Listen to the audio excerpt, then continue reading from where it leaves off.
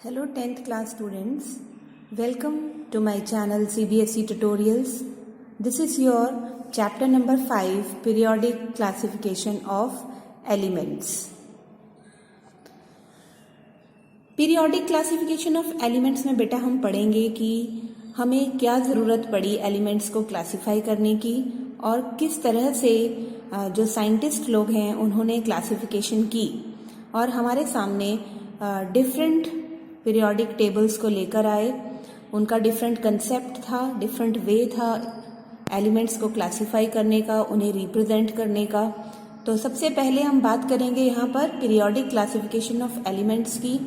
Classification की ज़रूरत बेटा हमें क्यों पड़ती है, ठीक है? तो क्लासिफिकेशन की हमें ज़रूरत इसलिए पड़ती है to understand them easily, to understand them easily in a better way, okay, ताकि कोई कन्फ्यूजन ना हो।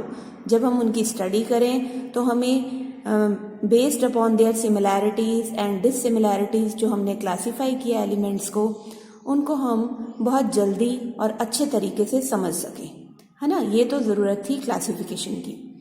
अब पीरियोडिक क्लासिफिकेशन ऑफ एलिमेंट्स का मतलब है पीरियड वाइज किसी सिस्टम के अकॉर्डिंग हमने कैसे क्लासिफिकेशन की एलिमेंट्स की। तो इस चैप्टर में बेटा हम पढ़ेंगे डॉब्रीनर्स ट्रायड्स, जो डॉब्रीनर साइंटिस्ट ने हमें दिया 1817 में, ओके। इसके बाद हम बात करेंगे न्यूलैंड्स लॉ ऑफ ऑक्टेव्स की। न्यूलैंड्स लॉ ऑफ ऑक्टेव्स हमारे सामने न्यूलैंड साइंटिस्ट लेकर आए 1866 में, और उसके बाद मेंडलीव ने अपने लॉज दिए। मेंडलीव का जो पीरियोडिक टेबल था बहुत पावरफुल प्रूव हुआ और इसी को मॉडिफाई किया मोज़ले ने, जिसको नाम दिया मॉडर्न पीरियोडिक लॉ। तो इन चारों ही क्लासिफिकेशंस को हम डिटेल में पढ़ेंगे इस चैप्टर में।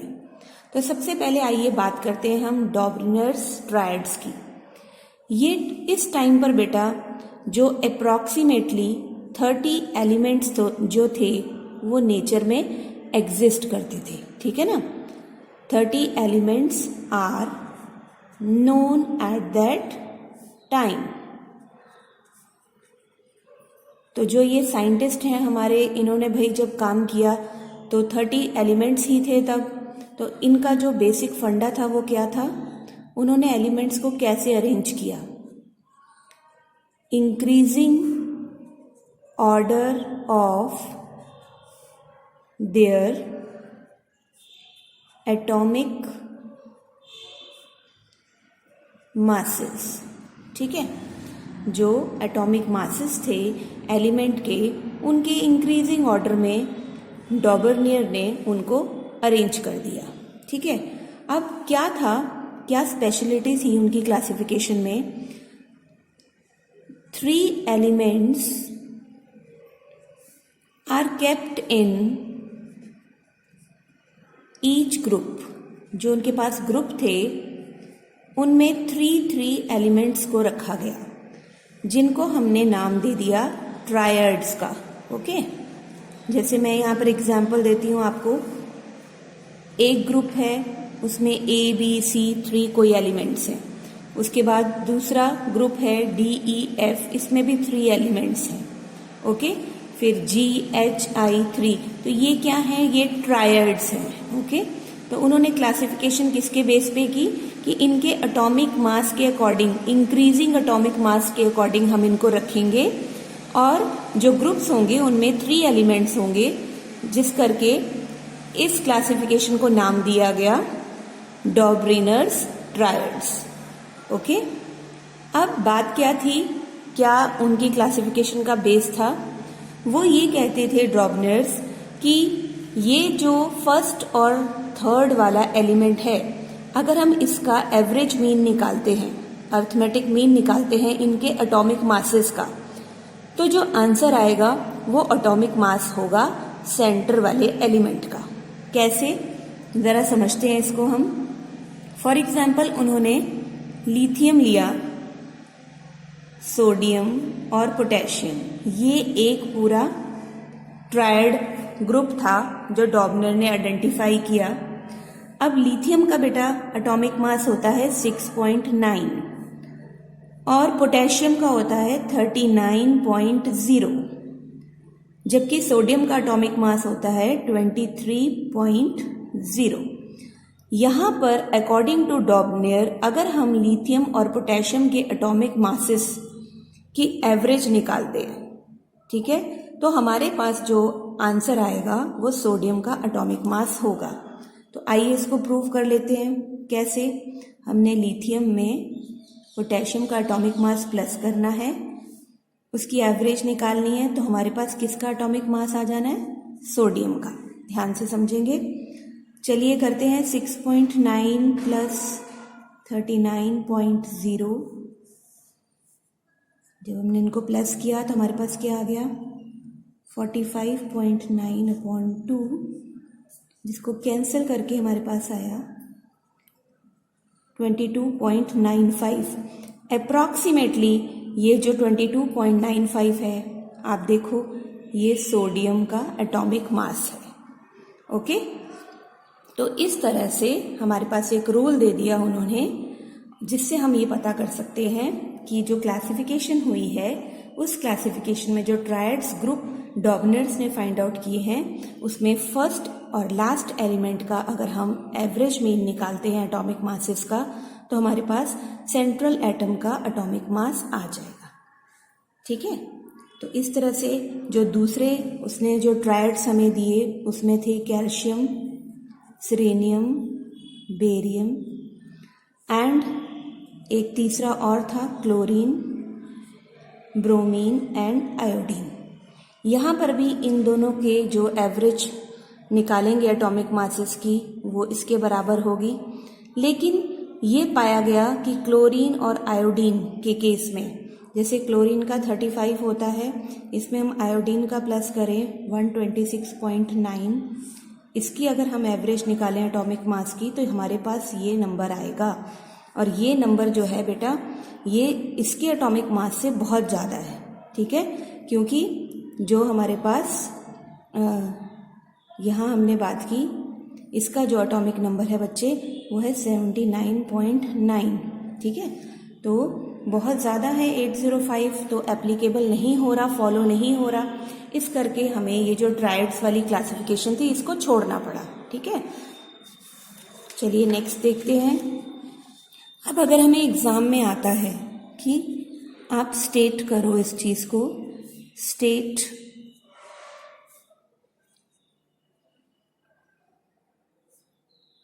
डॉबनर्स ट्रायड्स, तो हम कैसे करेंगे? तो यहाँ पर मैं इसकी डेफिनेशन आपको देती हूँ किस तरह से आपने करना है।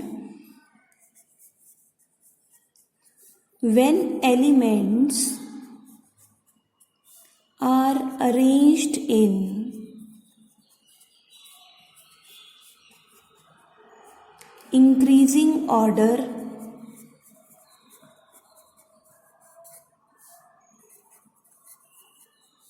of their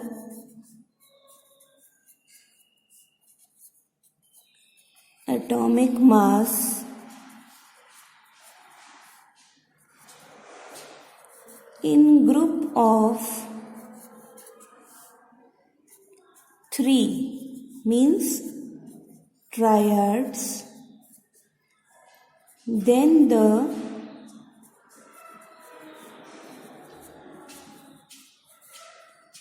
average of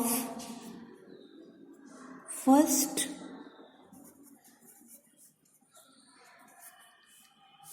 and third element is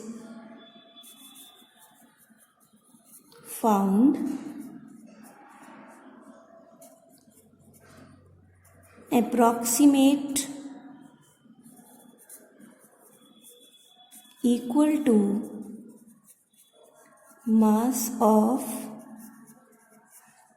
central atom. Okay, what do you mean by that? When elements are arranged in increasing order of their atomic masses, मतलब हमने एटॉमिक मास के इंक्रीजिंग ऑर्डर में elements को रखा है groups में। कितने groups में?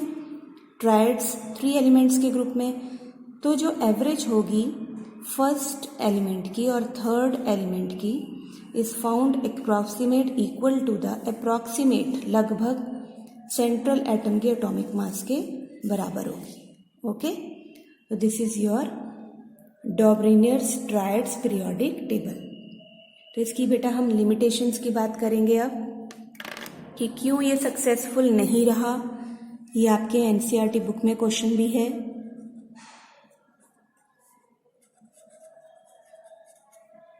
Limitations of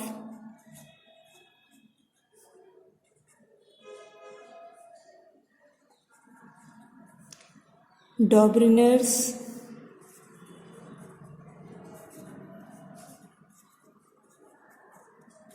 classification.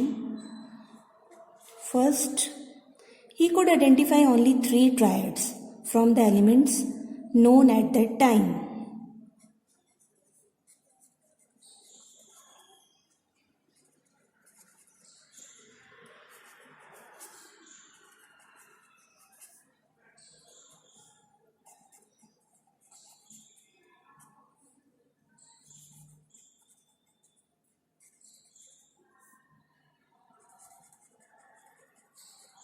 एलिमेंट्स कितने नोन थे उस टाइम पर? अप्रॉक्सीमेटली 30 एलिमेंट्स नोन थे, है ना। लेकिन उसने सिर्फ 3 ट्रायड्स पर को ही आइडेंटिफाई कर पाया।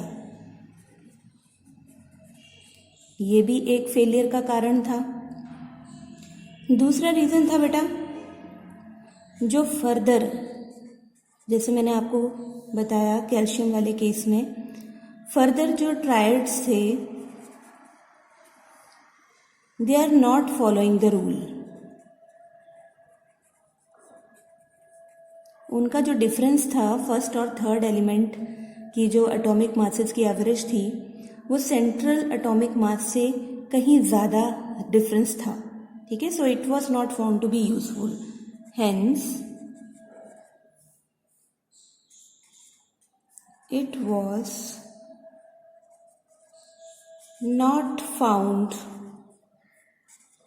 to be useful. तो जो ट्रायड है वो मैं आपको देना चाहूंगी यहाँ पे।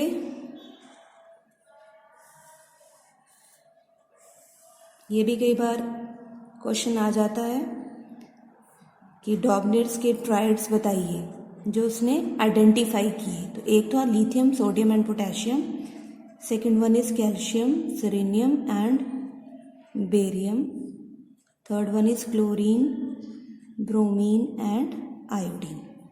तो ये 3 ट्रायड्स उसने आइडेंटिफाई की, ठीक है।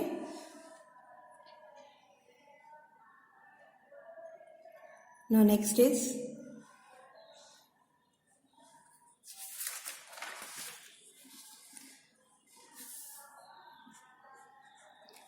नेक्स्ट जो हमारे पास साइंटिस्ट आया बेटा वो था न्यूलैंड। तो उसके लॉ को हमने क्या बोला? Newlands law of octaves. Octaves होता है हमारे सुर, जिसको हिंदी में हम सा रे गा मा पा धा नी सा कहते हैं। ओके, तो ये कब हमारे पास कौन से ईयर में आया? 1866। और जो पूरा नाम था साइंटिस्ट का that is John Newlands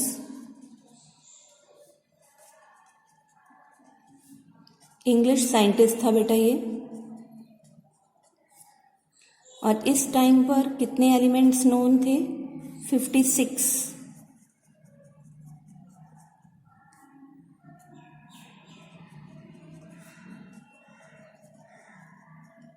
okay, अब जो बेटा न्यूलैंड था ना, उसने देखा कि डॉबरिनर्स के जो ट्रायड्स थे, है ना, वो एटॉमिक मास इंक्रीजिंग ऑर्डर में उनको अरेंज किया गया।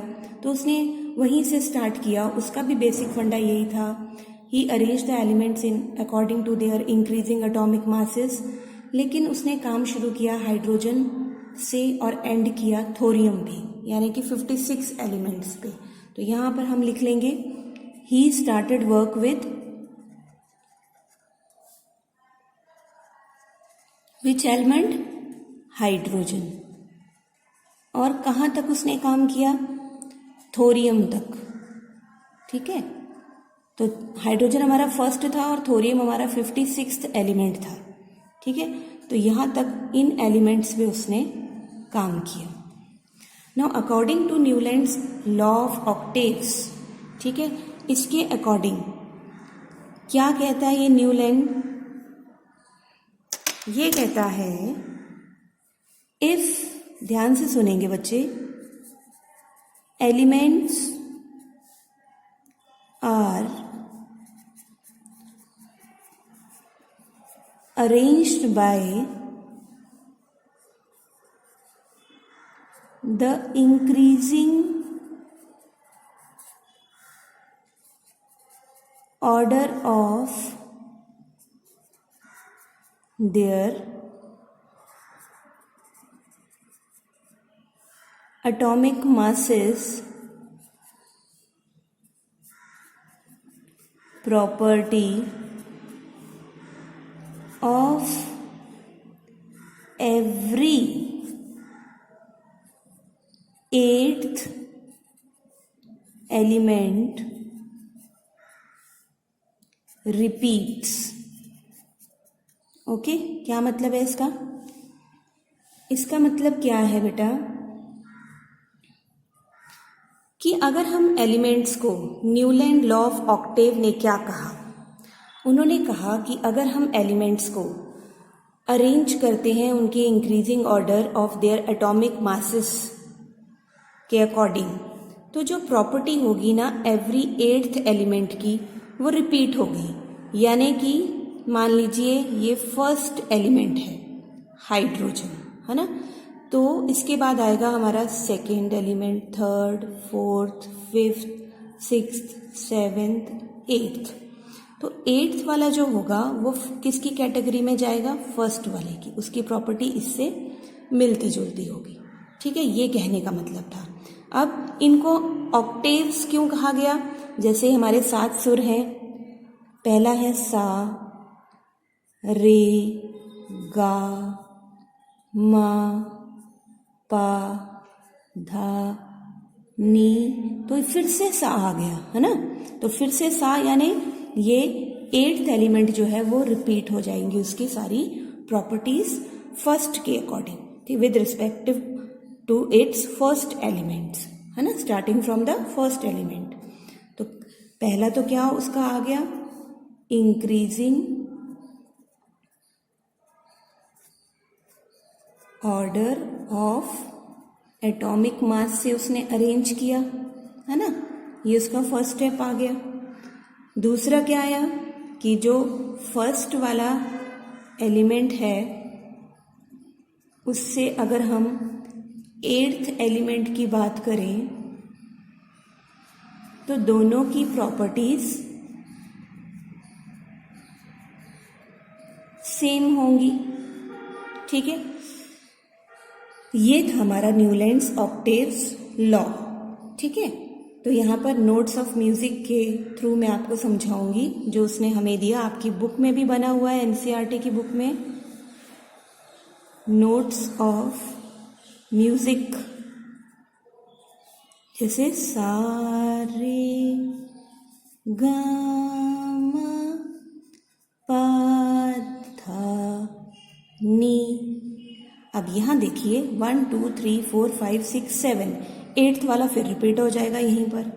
हाइड्रोजन आपके पास पहला है, then lithium, then beryllium, then boron, then carbon, nitrogen, oxygen. अब जो फ्लोरीन आएगा उसकी जो प्रॉपर्टी होगी 8th वाले की वो फिर से फर्स्ट वाले के साथ मैच होगी। ऐसे ही सोडियम की लिथियम के साथ मैच होगी, मैग्नीशियम की बेरिलियम के साथ होगी, एल्युमिनियम की बोरोन, क्यों? क्योंकि लिथियम से काउंट करेंगे तो 1 2 3 4 5 6 7 8, बेरिलियम से करेंगे तो 1 2 3 4 5 6 7 8। तो हमारे पास सेम प्रॉपर्टीज वाले ग्रुप्स में आ रहे हैं यहाँ पर। तो यही तो लॉ था, पीरियोडिक लॉ था न्यूलैंड्स लॉ ऑफ ऑक्टेव, इसी को कहते हैं। ठीक है, तो अब बच्चों आपको कोई प्रॉब्लम नहीं आनी चाहिए इसको समझने में कि क्यों इसको ऑक्टेव्स कहा गया। ओके,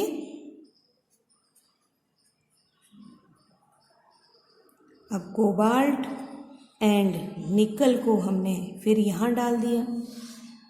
अब आती है बात कि कोबाल्ट और निकल दोनों की प्रॉपर्टीज सेम है, लेकिन ये प्रॉपर्टीज इससे मैच नहीं होती, हाइड्रोजन फ्लोरीन और क्लोरीन से। तो यहाँ पर ड्रॉबैक आ जाता है। कौन सा ड्रॉबैक आ जाता है?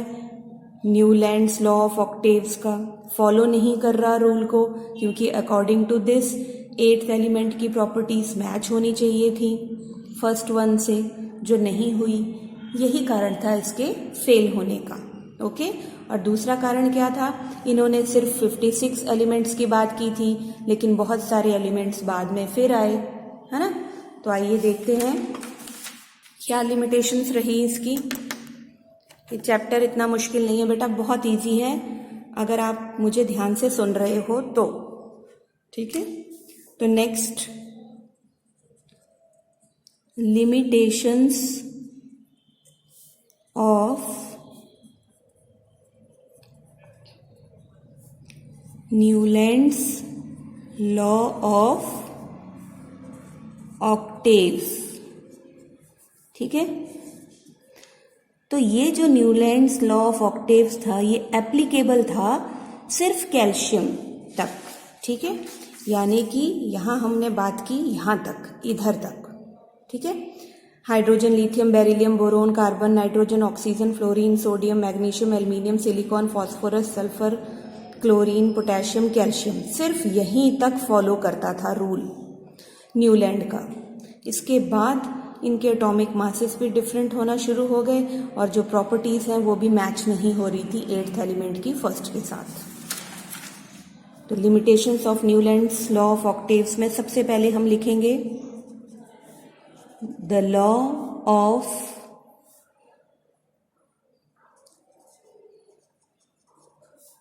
octaves was applicable only up to calcium, as after calcium every 8th element did not possesses properties similar to that of the first. Okay, second क्या था? उसने क्या स्टेट किया? ही stated that only 56 elements exist करते हैं nature में। भाई ये तो गलत था। बाद में तो बहुत सारे एलिमेंट्स की डिस्कवरी हुई और उनकी प्रॉपर्टीज फिट नहीं बैठी according to the law of octaves. तो आइए सेकेंड लिमिटेशन इसकी लिखते हैं। ऑक्टेव ने, न्यूलैंड ने क्या स्टेट किया था? He stated that only 56 elements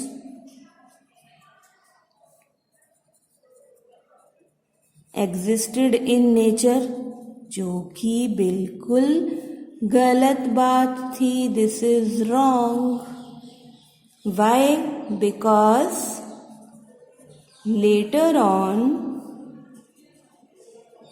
several elements were discovered. और ये जो जितने भी एलिमेंट्स डिस्कवर हुए ना बच्चे, their properties did not fit into the law of octaves. अब जो 8th एलिमेंट था वो फर्स्ट वाले एलिमेंट की तरह बिहेव नहीं कर रहा था। थर्ड वन हम लिखेंगे लिमिटेशन इसकी, जो बेटा डिसिमिलर एलिमेंट्स थे ना, जैसे मैंने बात की, एक स्लॉट में उनको डाल दिया, ये अलग है, ये अलग है, ये अलग है, ठीक है, they are placed in same slot. गलत बात है ना ये, क्यों भाई? जब इनकी प्रॉपर्टीज मैच नहीं हो रही तो इनको नहीं आना चाहिए सेम स्लॉट में, लेकिन ये आए तो फिर लिमिटेशन हो गई, है ना, तो फिर हमको इस पीरियोडिक टेबल को खारिज करना पड़ा। जो सिमिलर एटम्स हैं उनको दूर दूर रख दिया, प्लेस्ड इन डिफरेंट स्लॉट, ये भी बड़ी गलत बात है। ये वाला जो है वो इससे रिजेंबल करता है लेकिन अलग अलग स्लॉट में है, तो ये भी बहुत बड़ी लिमिटेशन थी न्यूलैंड्स लॉ ऑफ ऑक्टेट्स की। फॉर एग्जाम्पल, आपको एग्जाम्पल देकर समझाते हैं ना, हाइड्रोजन फ्लोरीन क्लोरीन वाले में कोबाल्ट और निकल डाल दिए। अब कोबाल्ट और निकल की प्रॉपर्टी तो सेम है लेकिन इनसे डिफरेंट है, ठीक है। अब ऐसे ही जो हमारा प्यारा आयरन है जिसको हम Fe बोलते हैं, है ना, इसकी प्रॉपर्टी कोबाल्ट और निकल सेम है इनकी प्रॉपर्टीज, लेकिन ये अलग अलग स्लॉट में थे। कोबाल्ट निकल इधर थे तो आयरन जी यहाँ थे, तो ये भी एक बहुत बड़ी लिमिटेशन थी कि डिसिमिलर एलिमेंट्स को तो हमने सेम स्लॉट में डाल दिया और सिमिलर एटम्स को हम बहुत दूर दूर डाल रहे हैं, है ना। Iron which resembles cobalt and nickel in properties has been placed far away from these elements. So इसका जो फिफ्थ वाला पार्ट था, जो हमारी नोबल गैसेज आई, इनकी जो डिस्कवरी हुई, तो ये तो लॉ ऑफ जो ऑक्टेव्स था ये आपका बन गया इररेलेवेंट, ओके। तो ये लिमिटेशंस थी न्यूलैंड्स लॉ ऑफ ऑक्टेव्स की।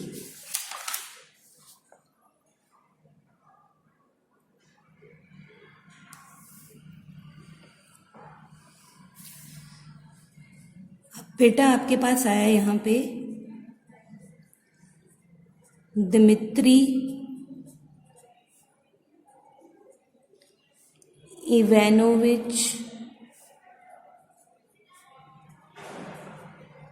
मेंडलीव,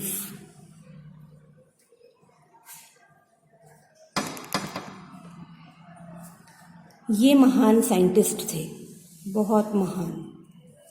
क्यों बोल रही हूँ मैं इनको महान थे? वाई? इन्होंने क्या किया, इन्होंने वो गलती नहीं की जो न्यूलैंड जी ने की। न्यूलैंड जी ने तो बोल दिया ना 56 एलिमेंट्स थे, लेकिन इन्होंने उस टाइम पर 63 एलिमेंट्स नोन थे, लेकिन ऐसा बिल्कुल नहीं कहा कि सिर्फ यही हैं। उन्होंने ये प्रेडिक्शन की कि और एलिमेंट्स भी डिस्कवर होंगे इसके बाद, तो ये बहुत बड़ी बात थी, है ना। तो हमारा ये जो मेंडलीव्स पीरियोडिक टेबल है ये आया 1869 में। According to Mendeleev's periodic table हमने एक बात कहनी है, और वो बात क्या है? वो ये है कि आइए देखें कि इसका लॉ क्या था। The properties of elements are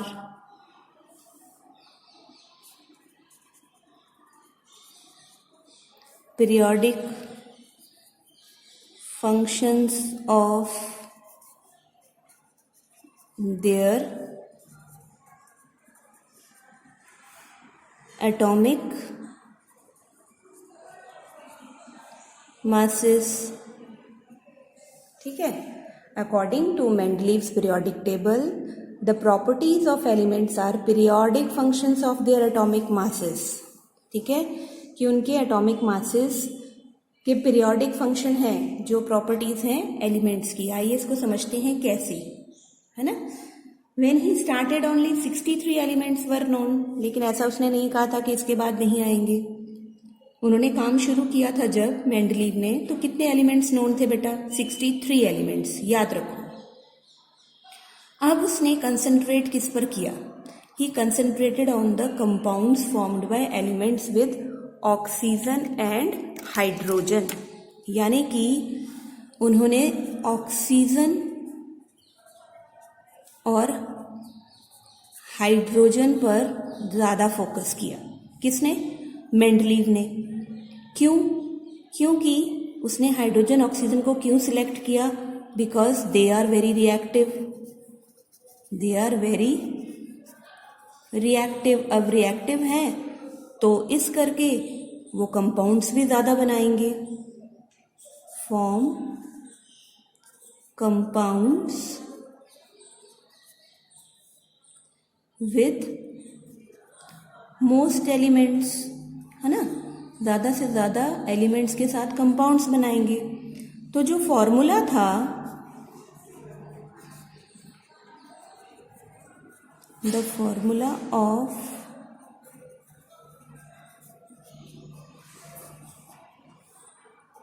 the hydrides and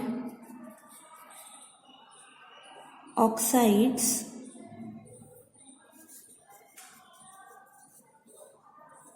formed by an element were treated as one of the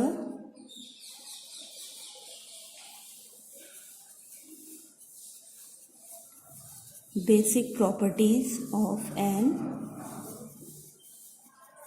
element for its classification. ये काम किया भाई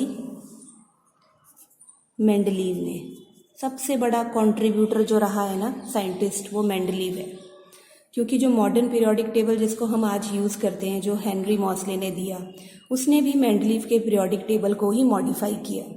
सिर्फ उसने एटॉमिक मास की जगह एटॉमिक नंबर ले लिया, है ना। बाकी उसने सारा काम इसके ऊपर किया।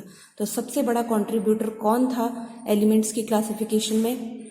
Dmitry Ivanovich Mendeleev. ओके, तो आइए देखते हैं। बेटा 63 कार्ड्स लिए मेंडलीव ने। ही टुक 63 कार्ड्स, ठीक है। अब 63 कार्ड्स पर उसने क्या किया? हर एक कार्ड पर he wrote down the properties of one element. मान लो हाइड्रोजन है, हाइड्रोजन की प्रॉपर्टी लिख दी। ऐसे ही उसने सॉर्ट किए elements with similar properties and pin the cards together on a wall. एक दीवार पे लगाता गया सेम प्रॉपर्टीज वाले एलिमेंट को। कैसे? पहला कार्ड लिया, है ना, इसकी प्रॉपर्टी सेम है, यहाँ लिख दिया। दूसरे की सेम नहीं थी, आगे रख दिया। फिर एक कार्ड उठाया, उसकी सेम नहीं है, ठीक है, तो उसको यहाँ ले लिया। अब भाई इसकी सेम नहीं है बेरिलियम की। फिर उसने एक और उठाया, बोरोन की सेम नहीं है, ठीक है। फिर उसने एक और उठाया। इस करते करते वो अलग अलग रखता गया, ठीक है। लेकिन जो उसने सेम प्रॉपर्टी वाला था वो इस तरह से अरेंज किया। तो सेम प्रॉपर्टीज वाले जो कार्ड्स थे एलिमेंट्स के, वो इस तरह से अरेंज किए मेंडलीव ने। तो उसके पास आ गए ग्रुप्स। अब इन ग्रुप्स में जो एलिमेंट्स थे उनकी प्रॉपर्टीज क्या थी? सेम। ओके, तो इसका मतलब क्या हुआ कि उसके पास ग्रुप्स भी आए और पीरियड्स भी आए। तो ये वाला जो ग्रुप्स और पीरियड्स की जो हम बात करते हैं पीरियोडिक टेबल में, ये किसकी कंट्रीब्यूशन है? मेंडलीव की। ओके, अब कुछ ऐसी भी जगह थी, गैप थे, जहां पर उसको कोई एलिमेंट नहीं रखा, उसने ब्लैंक छोड़ दिए, ठीक है। और कहीं कहीं पर उसने एक ही कार्ड पे 2 एलिमेंट रख दिए। आइए देखते हैं आगे उसने क्या किया। अचीवमेंट्स क्या रही मेंडलीव की?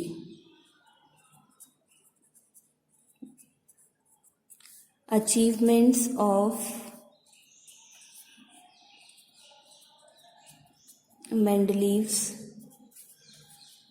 पीरियोडिक टेबल, ये आपसे कई बार एग्जाम में पूछी भी गई है। उसने बेटा करेक्ट किए बहुत सारे एटॉमिक मासेस जो पहले एलिमेंट्स के गलत थे, है ना, अकॉर्डिंग टू इंक्रीजिंग ऑर्डर नहीं थे, गलत थे। सो ही करेक्टेड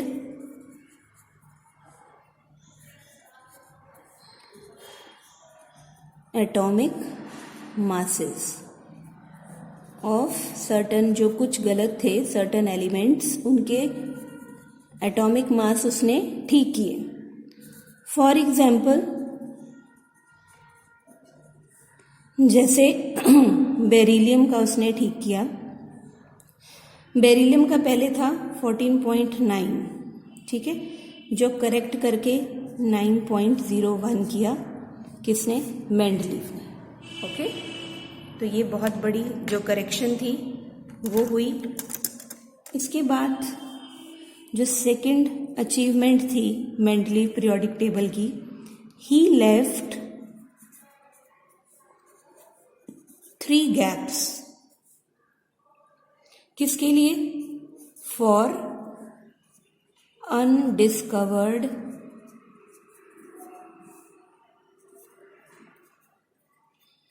एलिमेंट्स के लिए, ठीक है। और क्या नाम दिया उनको? एंड नेम्ड देम एज एका बोरोन, एका एल्यूमिनियम एंड एका सिलिकॉन, ये नाम दी थी, ठीक है। 3 गैप छोड़ लिए पीरियोडिक टेबल में मेंडलीव ने अनडिस्कवर्ड एलिमेंट्स के लिए जो अभी तक डिस्कवर नहीं हुए थे, और उनका नाम रख दिया एका बोरॉन, एका एल्यूमिनियम, एका सिलिकॉन, यानी इनकी तरह होंगे वो। ये प्रेडिक्शन उन्होंने पहले कर दी, बहुत सही प्रेडिक्शन रही उनकी। और ये भी प्रेडिक्ट कर दिया कि इनमें जो आएंगे एलिमेंट्स उनकी प्रॉपर्टीज इनके जैसी होगी, और सही हुआ ये, है ना। तो यहां पर हम ऐड कर लेते हैं, and also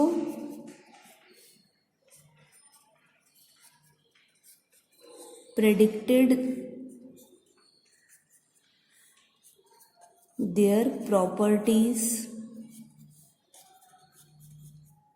later. Those elements were discovered as, अब मैं यहाँ पर बहुत ही अच्छे तरीके से लिखूंगी, बाद में जो डिस्कवरी हुई तो वो क्या थी? जो एका बोरोन था वहां पर आया स्कैंडियम, जो एका एल्यूमिनियम था गैप छोड़ा हुआ वहां पर आया गैलियम, और जो एका सिलिकॉन का गैप था वहां पर आया आपका नया डिस्कवर होकर जर्मेनियम, ठीक है। तो ये 3 अनडिस्कवर्ड उसने पहले ही प्रेडिक्ट कर दिए। बहुत बड़ी ये क्वालिटी थी उसके पीरियोडिक टेबल की। Also predictive properties were found to be correct, इनकी जो प्रॉपर्टीज थी, जो प्रिडिक्टेड प्रॉपर्टीज बाय मेंडलीव थी, they were also found to be correct. Okay, अब जो थर्ड वन थी अचीवमेंट, वो क्या थी? जो नोबल गैसेस थी, है ना, विच वर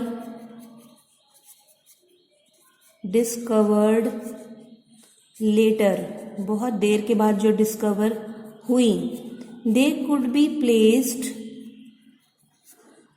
इन हिज टेबल, उनको भी बड़ी आसानी से हमने मेंडलीव के टेबल में रख दिया, without disturbing the actual form of periodic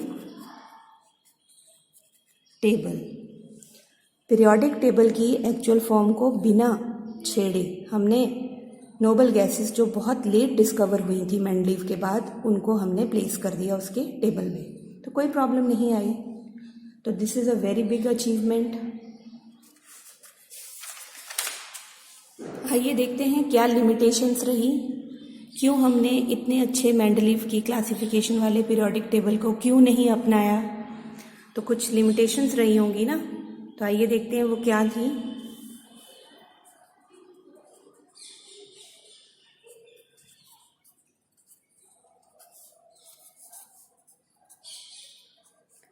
limitations of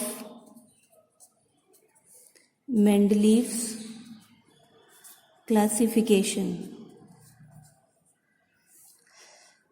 तो पहली सबसे बड़ी लिमिटेशन थी बेटा, जो हाइड्रोजन था ना उसकी कोई फिक्स्ड पोजीशन नहीं थी, नो फिक्स्ड पोजीशन। आपको पता है हाइड्रोजन नॉन मेटल है और वो मेटल्स में रखा गया। No fixed position can be given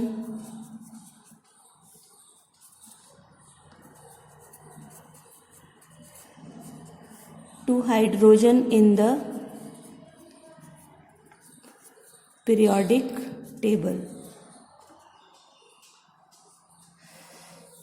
तो ये सबसे बड़ा फॉल्ट था। हाइड्रोजन क्योंकि नॉन मेटल है और इसको मेटल्स में रखा गया था। Then position of isotopes. Isotopes क्या होते हैं? ये किसी एलिमेंट के आइसोटोप्स उनको कहते हैं जिनकी सेम केमिकल प्रॉपर्टीज होती हैं लेकिन डिफरेंट एटॉमिक मास होता है। तो इनको तो रखा ही नहीं गया, मेंडलीव ने रखा ही नहीं, क्योंकि अगर वो इनको रखता तो गड़बड़ा जाता उसका पीरियोडिक टेबल। No fixed. अब यहाँ पर हम बात कर सकते हैं position of isotopes could not be explained, could not be explained. Why? Because they were discovered later on, जिसके बारे में मेंडलीव ने सोचा ही नहीं। अब थर्ड क्या था? Wrong order of atomic masses, है ना। सम एलिमेंट्स का जो ऑर्डर था रॉन्ग था। wrong order of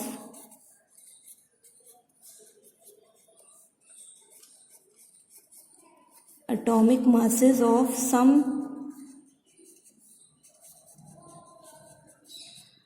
elements could not be explained। उसको भी उसने एक्सप्लेन नहीं किया कि ये रॉन्ग ऑर्डर एटॉमिक मास का इंक्रीजिंग ऑर्डर में नहीं है, ये ऊपर नीचे है।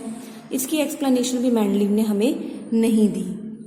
प्रॉब्लम क्या थी बेटा? Problem was that the atomic mass do not increase in a regular manner in a group from one element to next. मतलब बढ़ना चाहिए ना एटॉमिक मास, तो कुछ एलिमेंट्स ऐसे थे जिसमें इंक्रीज नहीं हो रहा था atomic mass.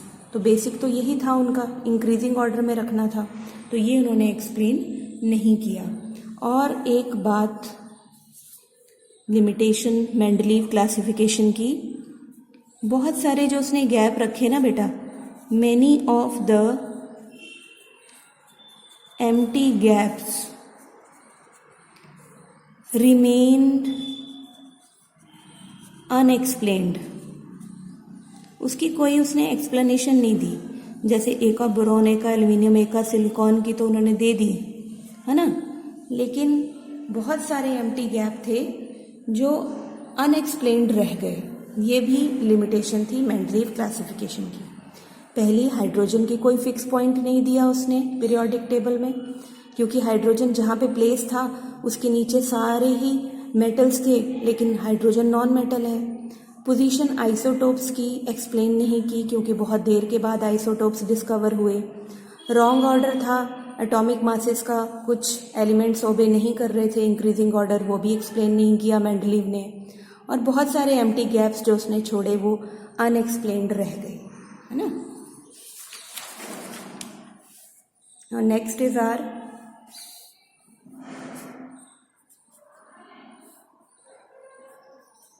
the modern periodic table।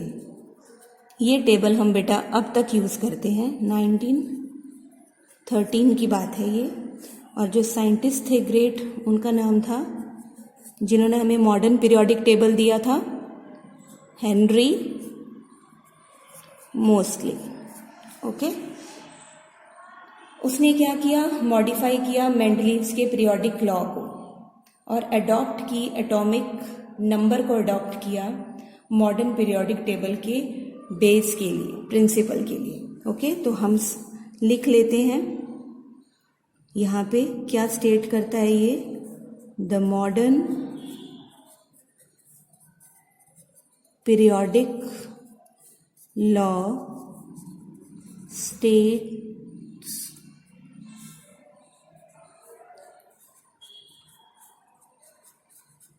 properties of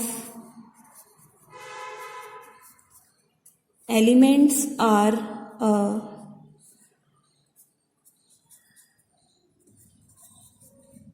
periodic function of their atomic number. Okay, यहाँ साफ साफ बताया गया हेनरी मॉसले ने कि जो एलिमेंट्स की प्रॉपर्टीज़ रहने वाली हैं, जितने भी एलिमेंट्स हैं वो पीरियोडिक फंक्शन हैं उनके इंक्रीजिंग अकॉर्डिंग नंबर के अकॉर्डिंग। ओके, जो भी उनका एटॉमिक नंबर है उसी के अकॉर्डिंग एलिमेंट्स की जो प्रॉपर्टीज़ हैं वो शो होती हैं। अब इसको प्रूव करने के लिए एटॉमिक नंबर को जानना ज़रूरी है। एटॉमिक नंबर क्या होता है, एटॉमिक नंबर की अगर हम बात करें तो मैं आपका ध्यान लेके जाऊंगी 9th क्लास में। नंबर ऑफ इलेक्ट्रॉन्स की जब हम बात करते हैं या नंबर ऑफ प्रोटॉन्स की जब हम बात करते हैं, तो इस चीज़ को क्या बोलते हैं हम, atomic number. Now it has 18 vertical columns known as groups। जो हमें मॉडर्न पीरियोडिक टेबल दिया ना हेनलीज ने, उसमें कितने वर्टिकल कॉलम्स थे, 18। ठीक है, तो जो वर्टिकल कॉलम्स थे 1 2 3 4 5 6 7 8 9 10 11 12 13 14 15 16 17 एंड 18। तो ये जो 18 वर्टिकल कॉलम्स थे इनको हमने नाम दिया groups. Okay,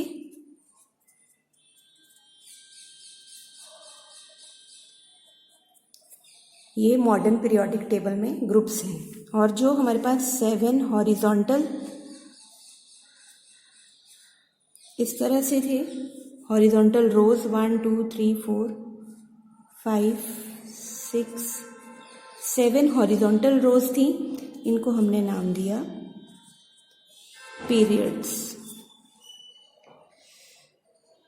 Now let us see what decides the placing of an element in a certain group and period.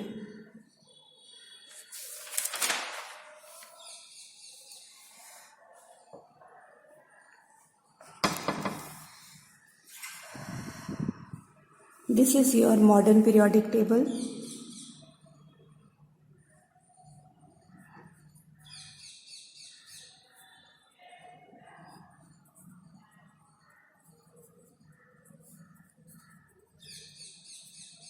Now look here.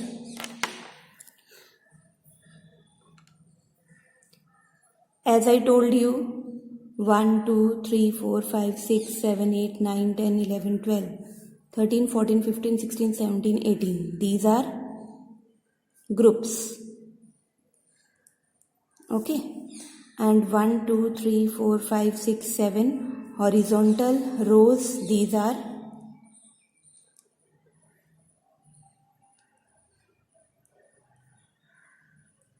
periods. Okay. तो कितने हमारे पास ग्रुप्स हो गए? 18. और कितने पीरियड्स हो गए हमारे पास? 7. नाउ ये जो है बेटा हमारे पास लेफ्ट साइड पे, इसको हम बोलते हैं एस ब्लॉक. ये जो 2 रोज हैं लेफ्ट साइड पे हमारे पास मेटल्स हैं. These are metals, strong metals. Okay. तो इनको हम क्या बोलेंगे? S block. ओके. ये जो बीच वाला एरिया है हमारा, इसको हम बोलेंगे डी ब्लॉक. ये आप +1 में पढ़ोगे. S block elements, D block elements. This is P block.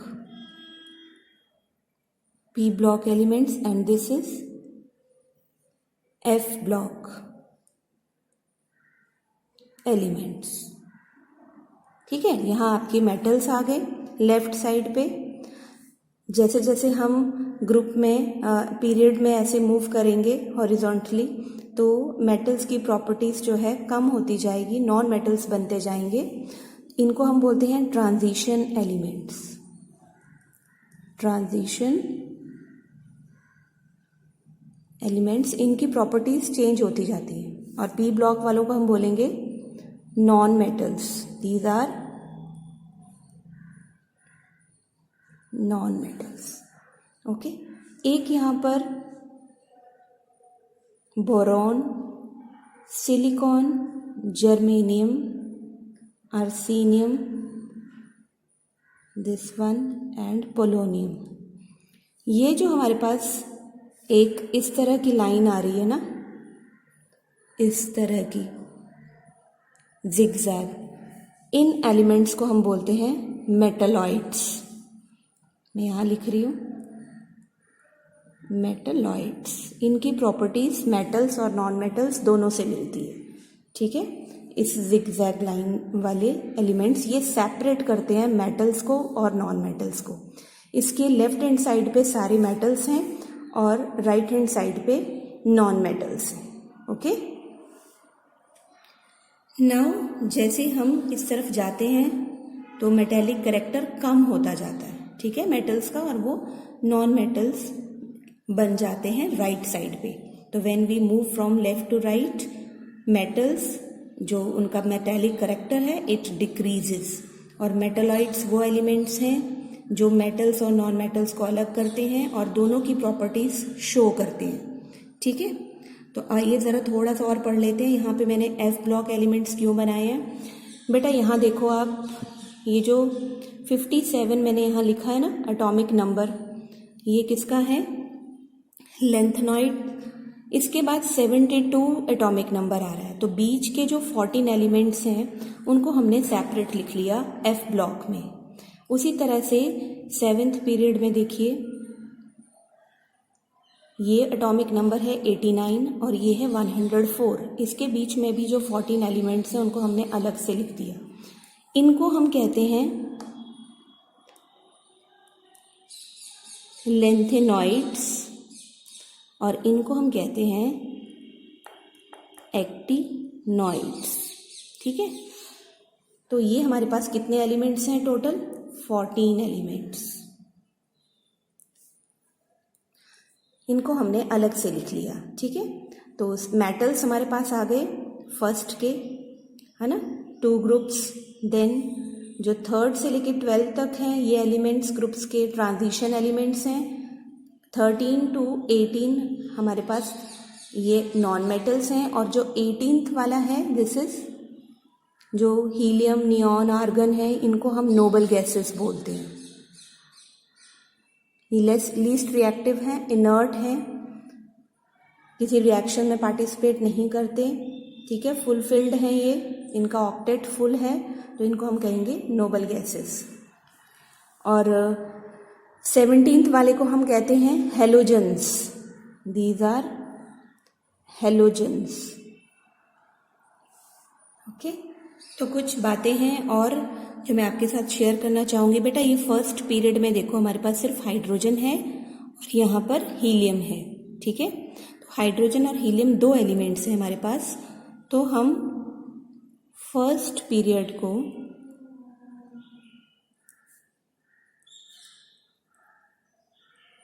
Shortest period बोलते हैं।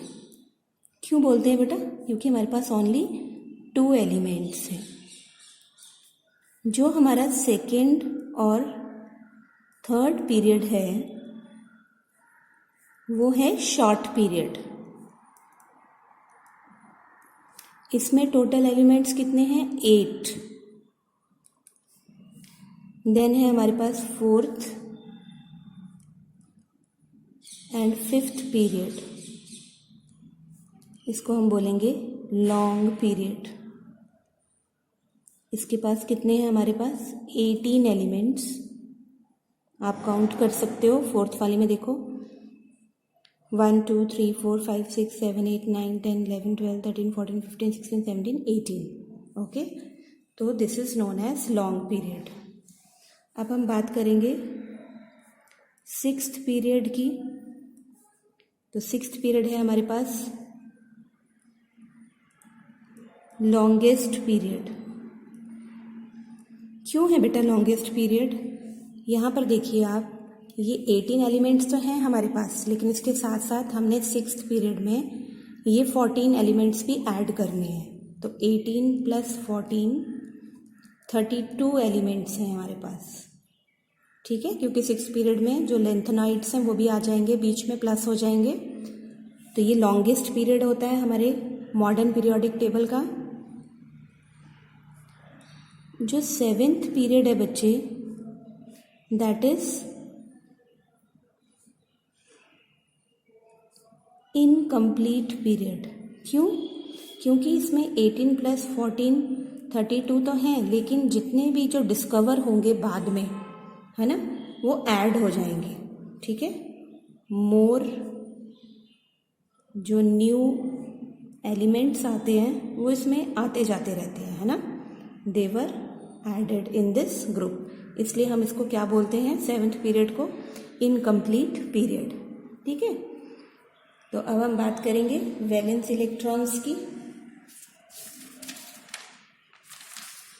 तो यहाँ पर मैं आपको एक और चीज़ बताना चाहूँगी कि ये जो है ट्रांजिशन एलिमेंट्स, अगर हम इनको ना देखें, है ना, तो यहाँ पर हमारा जो फर्स्ट ग्रुप है इसमें हमारे वैलेंस इलेक्ट्रॉन है 1, है ना। तो 1 वैलेंस इलेक्ट्रॉन है। दूसरे में हमारे पास वैलेंस इलेक्ट्रॉन्स कितने हैं? 2। देन इन ट्रांजिशन एलिमेंट्स को छोड़ के 13th ग्रुप में आ जाओ, 3, देन 4 5 6 7 8। ठीक है, नोबल गैसेस में 8। तो ये हमारे हैं वैलेंस इलेक्ट्रॉन्स। तो वैलेंस इलेक्ट्रॉन्स क्या होते हैं?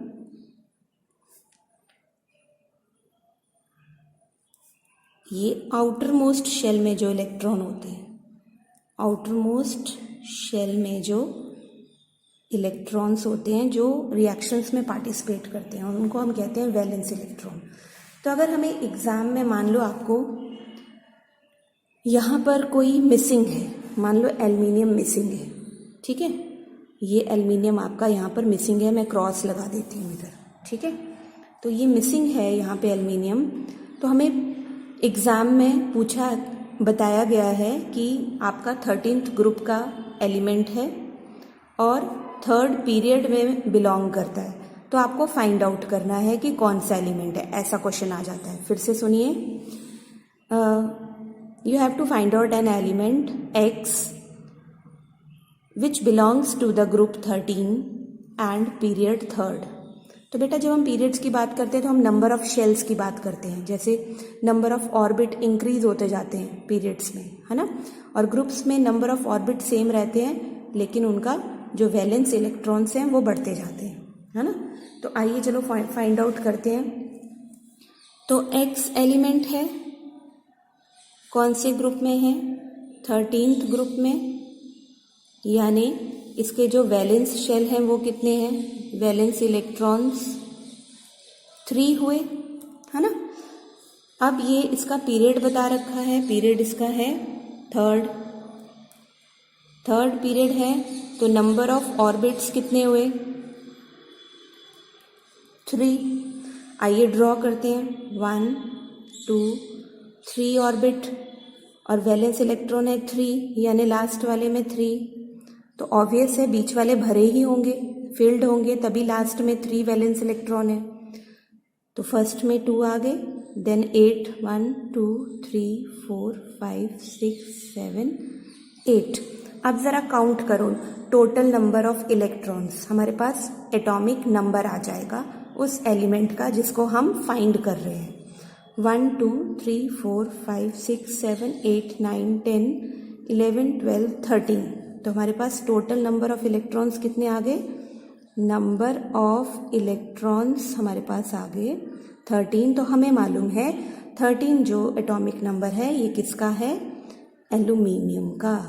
तो this is very very important to find out elements, unknown elements when groups and periods are given to you. तो आप देख सकते हैं यहाँ पर ये एल्यूमिनियम ही था, है ना। तो कितना प्रॉपर था ये मॉडर्न पीरियोडिक टेबल, इसकी वजह से हम इसको अभी तक यूज़ कर रहे हैं। ओके, आइए नेक्स्ट इसका लास्ट पार्ट रहता है कि एटॉमिक साइज कैसे वेरी करता है। एटॉमिक साइज जब हम लेफ़्ट टू राइट जाते हैं, लेफ़्ट टू राइट जाते हैं मॉडर्न पीरियोडिक टेबल में, यानी कि हम कहाँ मूव कर रहे हैं, हम ग्रुप्स में मूव कर रहे हैं। तो एटॉमिक साइज जो है ना बेटा वो डिक्रीज करेगा। जब हम ऐसे मूव करेंगे तो एटॉमिक साइज डिक्रीज करेगा। क्यों करेगा, अब ये देख लेते हैं, है ना। क्योंकि जो ग्रुप्स में जब हम जा रहे हैं, है ना, तो जो हमारे ऑर्बिट्स हैं दे आर रिमेनिंग सेम, है ना, ऑर्बिट हमारे सेम है, ठीक है। तो एटॉमिक नंबर बढ़ रहा है, यानी इसमें 1 है तो इसमें 2 है, इसमें 3 है, इसमें 4 है, यानी 1 2 3 4। तो जो ये एटॉमिक नंबर बढ़ रहा है और ऑर्बिट सेम है, तो इससे क्या होगा, हमारा जो न्यूक्लियर चार्ज होगा सेंटर में, इट इंक्रीजेस। अगर ये इंक्रीज कर रहा है न्यूक्लियर चार्ज जो, तो आउटर शेल में जो इलेक्ट्रॉन्स प्रेजेंट हैं दे वर अट्रैक्टेड और स्ट्रॉन्गली बॉन्डेड टू न्यूक्लियस। तो जैसे जैसे हम लेफ्ट टू राइट जाएंगे ग्रुप्स में, सेम ऑर्बिट है, नंबर ऑफ इलेक्ट्रॉन्स बढ़ रहे हैं, न्यूक्लियर चार्ज बढ़ रहा है, तो जो आपका साइज होगा एटॉमिक साइज वो डिक्रीज होगा, क्योंकि आउटर इलेक्ट्रॉन्स जो हैं ज़्यादा अट्रैक्ट होंगे सेंटर से। ओके, तो ये आपको समझ में आ गया। नेक्स्ट इज जब हम टॉप टू बॉटम जाते हैं, यानी पीरियड्स की बात कर रहे हैं, top to bottom.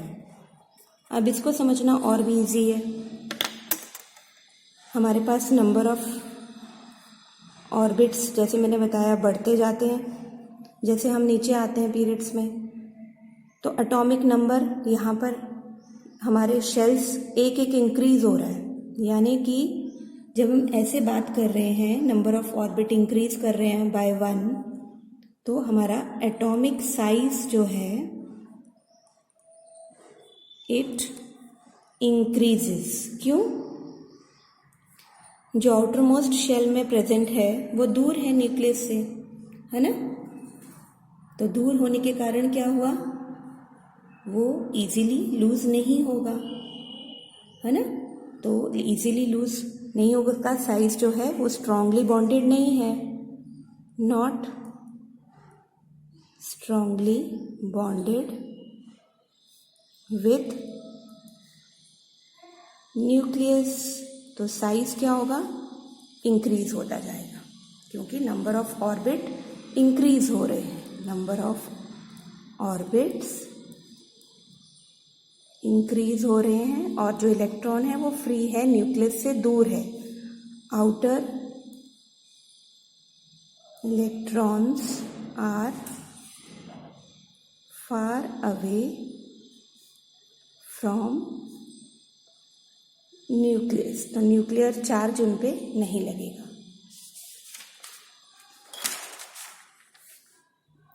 No next metallic character की बात करते हैं.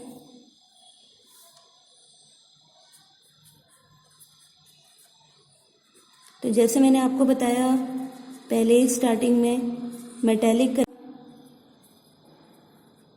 कब नंबर ऑफ ऑर्बिट इंक्रीज करेंगे, जब यानी कि डाउन टू द ग्रुप, ठीक है, डाउन टू द ग्रुप की बात कर रहे हैं. डाउन टू द ग्रुप में क्या होगा, number of orbit increases,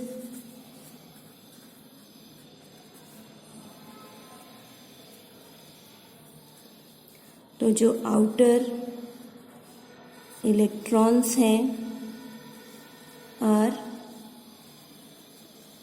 away from nucleus, therefore can be lost easily, so they are electropositive in nature.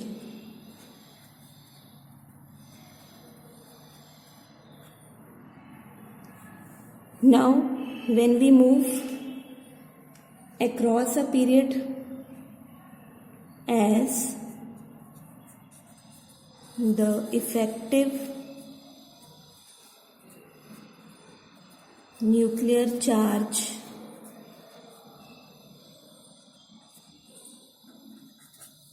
acting on valence shell electrons increases across a period, the tendency to lose electrons will decrease क्योंकि strongly bonded है. So metallic character decreases across a period. अब जो आपको मालूम है ना, जितने भी नॉन मेटल्स हैं वो क्या है, इलेक्ट्रो नेगेटिव है ना, तो वो इलेक्ट्रॉन्स लेकर गेन करते हैं इलेक्ट्रॉन्स, तब बॉन्ड्स बनाते हैं. They tend to form bonds by gaining electrons. फिर से एक बार समझा रही हूँ. मेटालिक करैक्टर जैसे ग्रुप्स में नीचे आते हैं हम, फर्स्ट ग्रुप है, सेकंड ग्रुप है, ऐसे नहीं, नीचे की तरफ जब हम आएंगे नंबर ऑफ ऑर्बिट्स भी बढ़ते जाएंगे, है ना. तो जब नंबर ऑफ ऑर्बिट्स बढ़ेंगे तो आउटर जो इलेक्ट्रॉन्स हैं वो दूर होते जाएंगे न्यूक्लियस से, जैसे जैसे नीचे जाएंगे और दूर होते जाएंगे, तो they can easily lose their electrons, तो दे आर इलेक्ट्रोपॉजिटिव. लूज करेंगे तो मेटालिक करैक्टर इंक्रीज होगा. लेकिन जैसे हम पीरियड्स में जाएंगे, हॉरिजॉन्टली जाएंगे, तो नंबर ऑफ जो हमारा शेल है वो तो सेम ही है, तो न्यूक्लियर चार्ज बढ़ता जा रहा है, तो एटॉमिक साइज कम होता जा रहा है, तो क्या होगा, मेटालिक करैक्टर डिक्रीज होता जाएगा, नॉन मेटल्स बनते जाएंगे, है ना. तो they tend to form bonds by gaining electrons. तो this is your chapter periodic elements classification. I hope कि आपको समझ आ गया होगा. आप कमेंट बॉक्स में ज़रूर लिखिए so that I can improve myself. Okay, thank you. Have a nice day.